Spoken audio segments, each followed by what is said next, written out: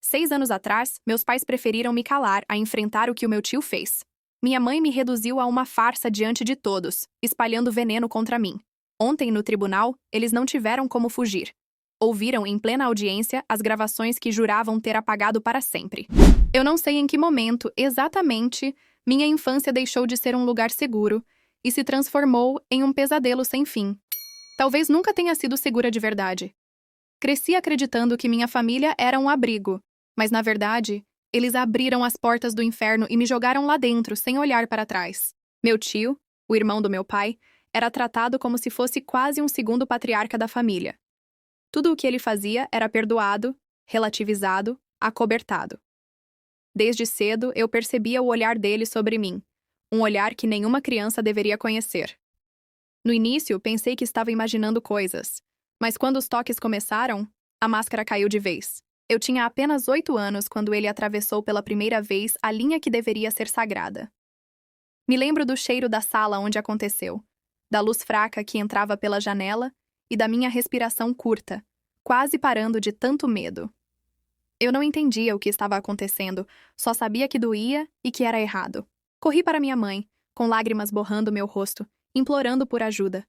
Mas ela não me abraçou, não me protegeu. Pelo contrário, o olhar dela foi de frieza absoluta, como se eu tivesse acabado de dizer a coisa mais absurda do mundo. Não inventa, menina, você sonhou isso. Ela disse, seca, quase irritada, como se eu tivesse atrapalhado a rotina dela. Naquele momento, algo quebrou dentro de mim. Eu ainda não sabia. Mas esse seria apenas o primeiro de muitos silêncios impostos. As visitas dele se tornaram constantes, cada vez mais invasivas, cada vez mais cruéis. Quando tentei falar novamente, dessa vez para o meu pai, esperando que ele fosse me salvar, recebi um tapa tão forte que meu rosto latejou por dias. Você vai aprender a não desrespeitar a família. Ele rosnou, os olhos carregados de uma raiva que não era contra o irmão, mas contra mim. Foi ali que percebi. Eu estava sozinha. Ninguém acreditaria em mim porque todos haviam escolhido acreditar nele. Meu tio era o querido, o simpático, o ajudador. Eu? Eu era só a criança inconveniente que, segundo eles, inventava histórias para chamar atenção. E assim, o que começou como um segredo de dor se tornou uma prisão invisível. A cada noite, eu fechava os olhos com medo do que poderia acontecer. O silêncio se tornou minha única defesa, mesmo que por dentro eu gritasse até perder o ar. Com o tempo, aprendi a calar. Mas o silêncio não me protegia dele, apenas protegia os segredos da família. Com o passar dos anos, o silêncio deixou de ser uma escolha e virou uma sentença. Meus pais não só ignoravam o que estava acontecendo, como também me faziam acreditar que eu era a culpada por tudo. Minha mãe repetia sem parar que eu tinha uma imaginação doentia, que eu queria destruir a própria família inventando mentiras. Meu pai reforçava: se você continuar com essas histórias, ninguém nunca vai querer saber de você. Vai morrer sozinha, como merece. Era um castigo duplo. O corpo sofria nas mãos do meu tio, e a alma era esmagada pelas palavras e pela indiferença dos meus pais. A dor física passava, mas as cicatrizes que ninguém via cresciam como uma mancha dentro de mim, queimando cada parte do que restava da minha infância. Na escola, eu não era diferente. Sempre distraída, com medo, calada. As professoras tentavam puxar conversa, mas eu só sabia encolher os ombros e fingir que estava bem. Os colegas me viam como estranha, a menina que evitava qualquer contato físico. Eu não tinha coragem de contar para ninguém. A voz da minha mãe ecoava na minha cabeça. Se você falar, vamos todos acabar na rua. Vai ser sua culpa. Aos poucos, aprendi que a mentira era a regra dentro de casa. O tio era tratado como herói. Chegava com presentes, fazia graça, e todos riam como se nada de errado existisse. Eu assistia àquele teatro forçado e me sentia sufocada. Parecia que o mundo inteiro estava contra mim. Um dia, com apenas 11 anos, eu tentei escapar. Peguei algumas roupas, uma garrafa de água e decidi que ia correr para longe. Mas quando minha mãe percebeu, ela me arrastou de volta pelos cabelos. Lembro das unhas dela arranhando meu couro cabeludo e da voz cortante. Você nunca vai fugir daqui. Nunca, entendeu? Ela me trancou no quarto, apagou a luz e disse que, se eu continuasse fazendo escândalo, ia me mandar para um hospital psiquiátrico. Passei a noite inteira encolhida no chão, tremendo. Foi ali que aprendi que não havia saída. Eu era prisioneira deles. Meu tio continuou voltando, e cada vez que ele aparecia, Eu sentia que um pedaço da minha alma morria. O mais cruel não era só o que ele fazia, mas a forma como ele me olhava depois, com um sorriso de satisfação, enquanto os meus pais fingiam que nada acontecia. Eu via nos olhos deles que sabiam de tudo. E ainda assim escolheram ficar do lado dele. Eu era apenas uma criança, mas já tinha entendido a verdade mais amarga. No meu lar, eu não era amada. Eu era descartável. A adolescência chegou, mas com ela não veio liberdade, apenas novas formas de prisão. Eu já não era mais a menininha assustada de antes, mas continuava sem voz, sufocada pelo pacto de silêncio que meus pais haviam imposto. Cada vez que eu tentava reagir, cada tentativa de gritar, era esmagada pela ameaça velada de destruição. Se você abrir a boca, vamos perder tudo, e a culpa será sua.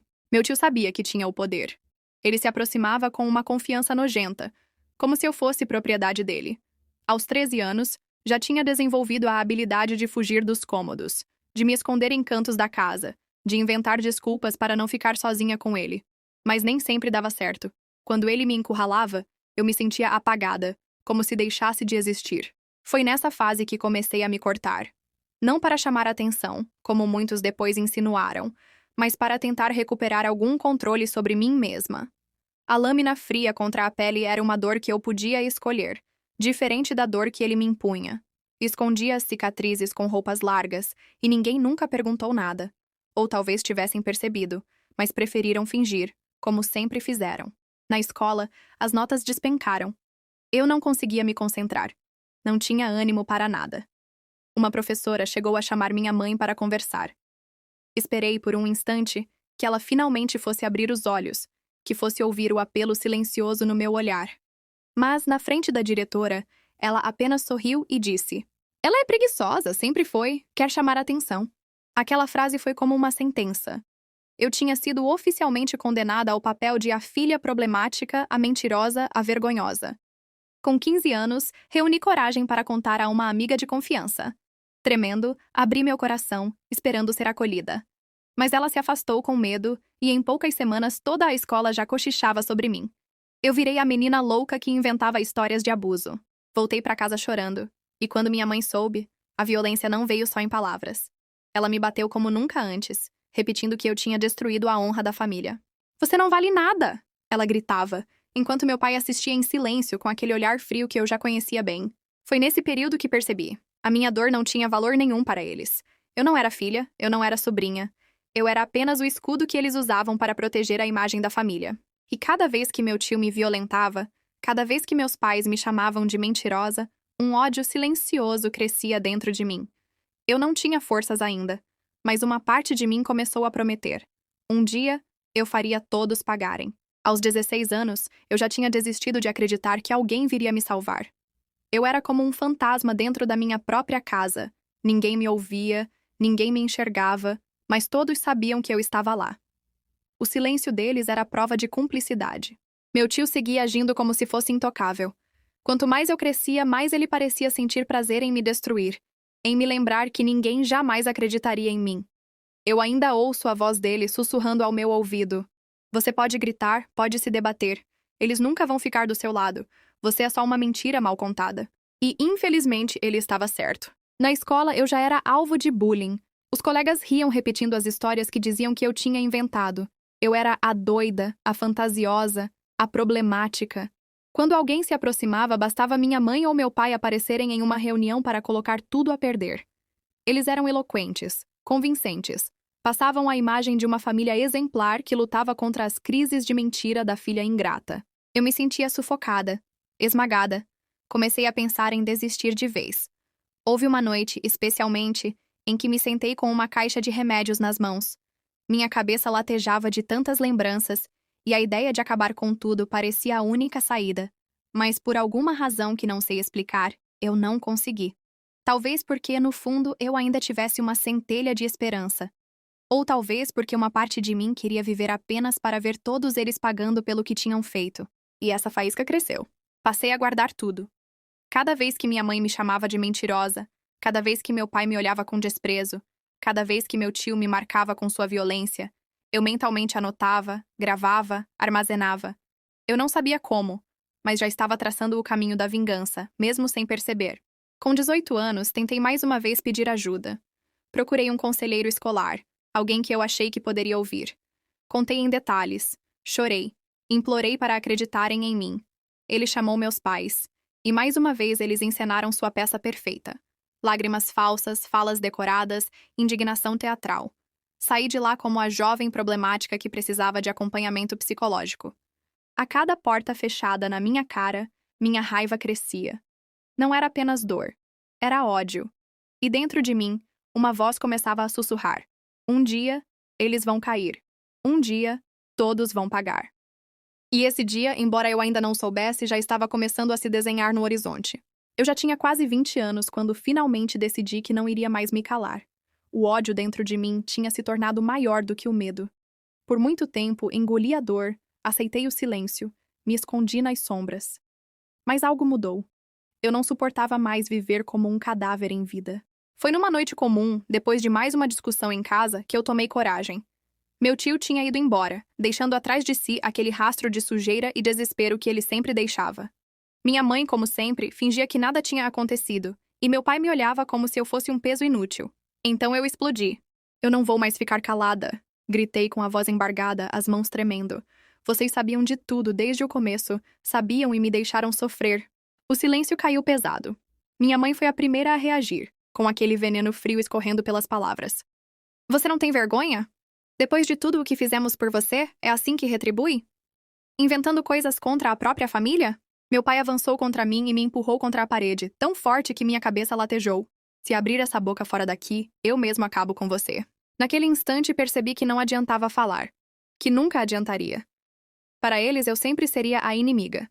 A mancha que precisava ser apagada. Então fiz diferente. Comecei a guardar provas. Não foi fácil, mas a dor tinha me tornado atenta.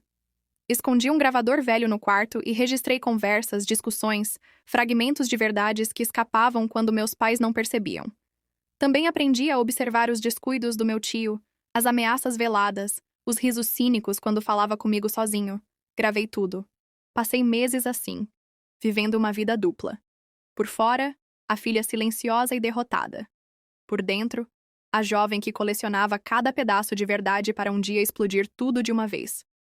6 anos se passaram até que o momento chegasse. Quando finalmente tive material suficiente, entreguei as gravações às autoridades. Mas não foi só isso. Eu fiz questão de que a verdade viesse à tona em público, para que não houvesse como esconder. Pedi para que fosse em audiência, para que todos tivessem que ouvir. No dia do tribunal, meu coração quase saiu pela boca. Minha mãe me olhava como se quisesse me matar. Meu pai bufava de raiva. Meu tio mantinha aquele sorriso nojento de sempre, certo de que escaparia. Mas quando as gravações começaram a tocar, e cada palavra, cada ameaça, cada riso doentio ecoou no salão, a máscara deles caiu. A expressão de horror no rosto deles foi um presente, uma primeira amostra da justiça que eu esperei durante anos. E eu sabia, aquilo era só o começo. O tribunal estava em silêncio absoluto enquanto a primeira gravação começava a tocar. Minha voz tremia no início, mas logo a coragem tomou conta. Cada palavra que meu tio, meus pais, minha mãe e meu pai haviam dito ou feito, finalmente, estava ali, registrada para o mundo ouvir. Minha mãe começou a tremer. Seu rosto, sempre impecável e controlado, agora estava pálido, cheio de medo e raiva. Meu pai respirava com dificuldade, como se cada palavra que saía do alto-falante fosse um golpe direto no coração. E meu tio? Ah, meu tio. Ele manteve o sorriso inicial por alguns segundos, tentando disfarçar, mas logo ele se transformou em horror puro quando percebeu que não havia mais escapatória. O juiz pausou, olhou para mim e disse: Senhorita, é sua palavra contra a dos acusados. Mas estas gravações têm total credibilidade. Eu engoli em seco e continuei, com cada memória dolorosa, cada abuso, cada mentira, cada encobrimento sendo revelado. A sala inteira ouvia, boquiaberta. Até os advogados mais experientes da família não conseguiam desviar o olhar. A mentira cuidadosamente construída por anos estava desmoronando como um castelo de cartas. Quando a última gravação terminou, o silêncio era ensurdecedor. Minha mãe caiu em lágrimas histéricas. Meu pai parecia prestes a desmaiar. E meu tio começou a suar frio. Não havia como negar. Eles não podiam mais fingir inocência. Naquele instante, algo dentro de mim se rompeu. Todo o medo, toda a dor, todo o silêncio dos anos se transformou em um sentimento novo: poder. Pela primeira vez, eu estava no controle. Pela primeira vez, não havia ameaça que pudesse me silenciar. O juiz então anunciou as primeiras consequências. Pelo conteúdo das gravações e pelos depoimentos reunidos, o tribunal determina a prisão imediata do tio da acusada, por crimes de abuso e corrupção de menor. O choque no rosto dele foi impagável. Meu tio, que havia se sentido intocável durante toda a minha infância, agora estava prestes a enfrentar justiça verdadeira. Meu coração disparava. Finalmente, a vingança que eu havia cultivado por anos começava a se concretizar. Mas os acontecimentos não pararam por aí. Assim que a comunicação e as autoridades começaram a investigar mais a fundo, descobriram a extensão do acobertamento pelos meus pais. E foi aí que a cadeia de consequências começou. O mesmo tribunal determinou que minha mãe e meu pai seriam responsabilizados por acobertar os abusos. Meu pai, incapaz de suportar a pressão e o escárnio público, sofreu um infarto fulminante pouco depois, falecendo antes que a sentença fosse formalizada. Minha mãe, envolta em fraturas graves e danos múltiplos devido a um acidente misterioso, enquanto tentava fugir da atenção pública, perdeu os movimentos das pernas e ficou hospitalizada por meses. Enquanto eu observava de longe, uma sensação agridoce tomou conta de mim. Justiça finalmente estava sendo feita, e eu, embora ainda marcada, começava a ver a possibilidade de libertação. Aos poucos, a vida começou a mostrar que a justiça podia ser mais cruel do que qualquer dor que eu já havia sofrido. Meu tio foi levado à prisão, e como eu previra, começou a enfrentar o peso de seus próprios atos. Não demorou para que o ambiente hostil o transformasse em presa fácil. Outras detentas, sabendo do que ele havia feito comigo, passaram a agredi-lo constantemente. Cada soco, cada insulto, cada humilhação que ele recebia era uma extensão da vingança que eu carregava silenciosamente dentro de mim há anos. Enquanto isso, minha mãe permanecia hospitalizada, cercada por médicos e enfermeiros que tentavam reconstruir os ossos quebrados, reparar os danos internos, devolver-lhe os movimentos que ela perdera. Mas a justiça, cruel e imparcial, não poupou a consciência dela. 5 meses após o acidente, quando finalmente saiu do hospital, foi imediatamente presa por ter acobertado abusos durante anos. O mesmo sistema que havia protegido meu tio por tanto tempo, agora a levava à detenção, e ela não tinha mais para onde correr. Eu observava tudo de longe, sentindo um misto de alívio e tristeza. A dor de ver alguém que me machucou ainda vivo era constante, mas saber que não poderia mais me tocar nem ameaçar minha vida dava uma sensação de controle que eu nunca tive. Eu não precisava mais gritar, não precisava mais implorar por atenção. A justiça estava agindo por mim. Durante aqueles meses, comecei a reconstruir minha própria vida. Terapia uma vez por semana se tornou meu alicerce. Pela primeira vez, alguém me ouvia sem me julgar, sem distorcer minhas palavras.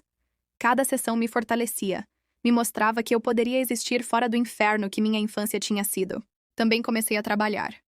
Cada pequeno passo era doloroso, porque cada lembrança, cada flashback de dor e abuso, surgia como um fantasma que me agarrava pelo pescoço. Mas eu estava determinada.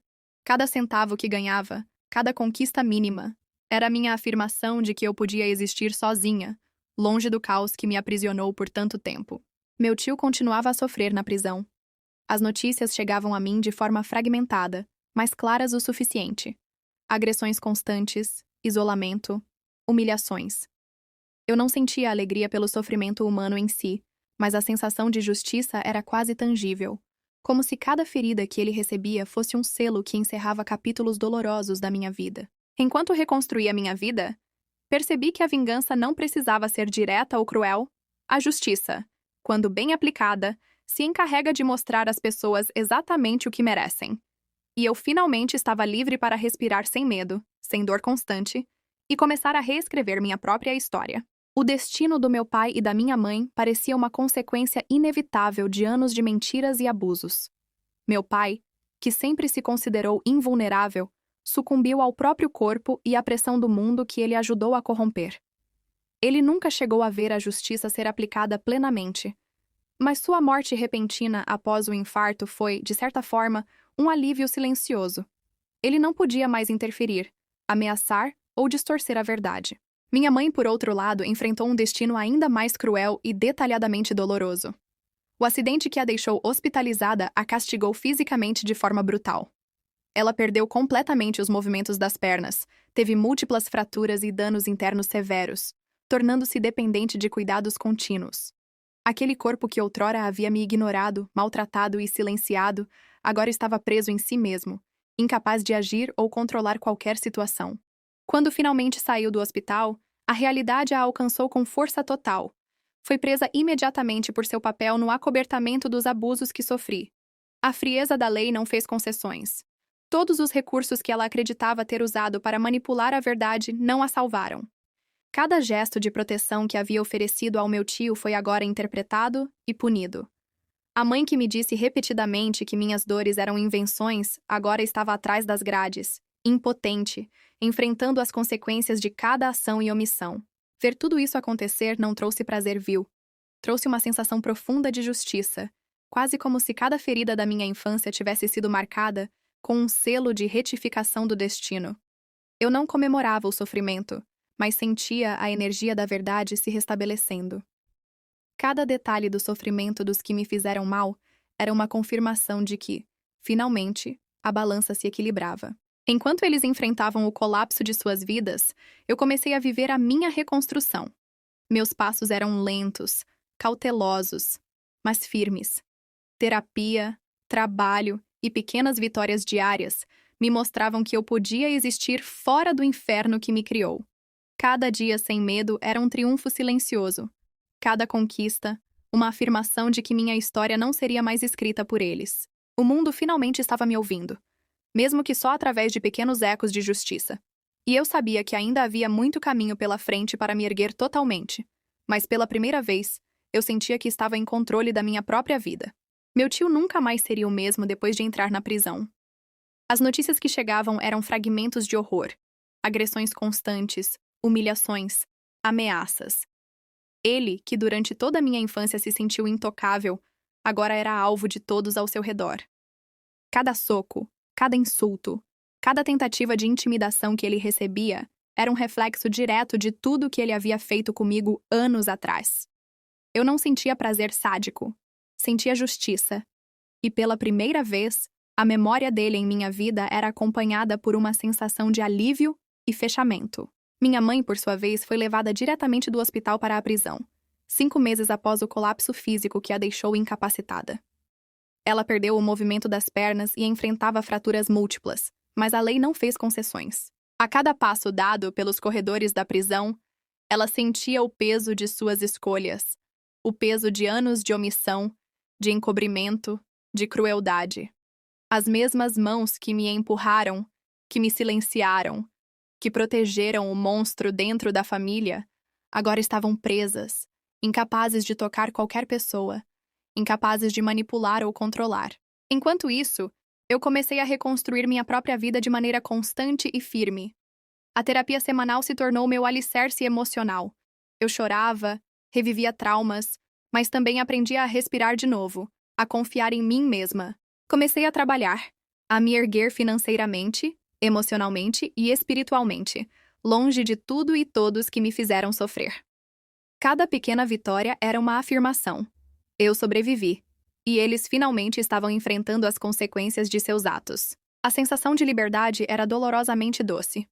Eu podia caminhar sem medo, olhar para o futuro sem o peso do passado me esmagando. As feridas emocionais ainda estavam ali, mas a sensação de justiça restaurada me permitia respirar com mais força.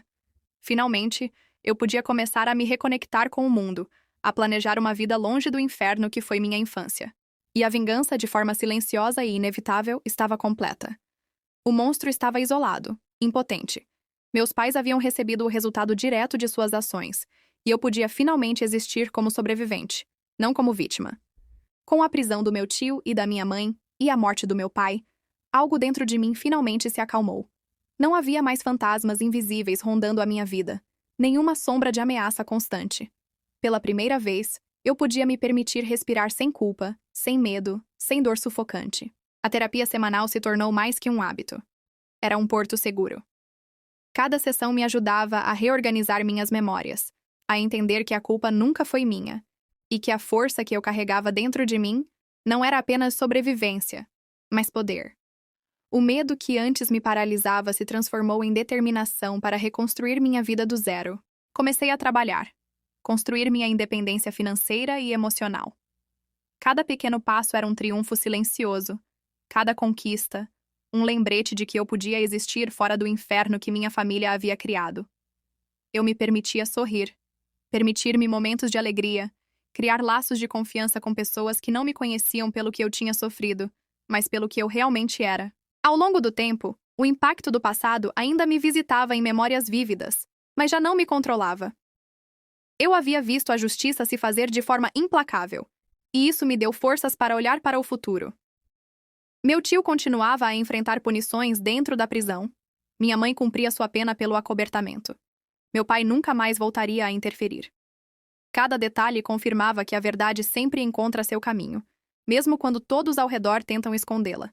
Agora, olhando para trás, vejo uma vida inteira de dor, sofrimento e silêncio, mas também vejo a transformação. Eu me ergui das cinzas, mais forte, mais consciente, mais livre. Cada lágrima derramada, cada noite em claro, cada momento de medo se transformou em combustível para reconstruir minha existência longe de quem tentou me destruir. Eu não era mais a criança assustada que se escondia no escuro. Eu era a sobrevivente, a mulher que enfrentou o inferno e viu justiça se cumprir, que encontrou sua própria voz e nunca mais permitiu que ninguém a calasse. A minha vida, finalmente, pertencia a mim.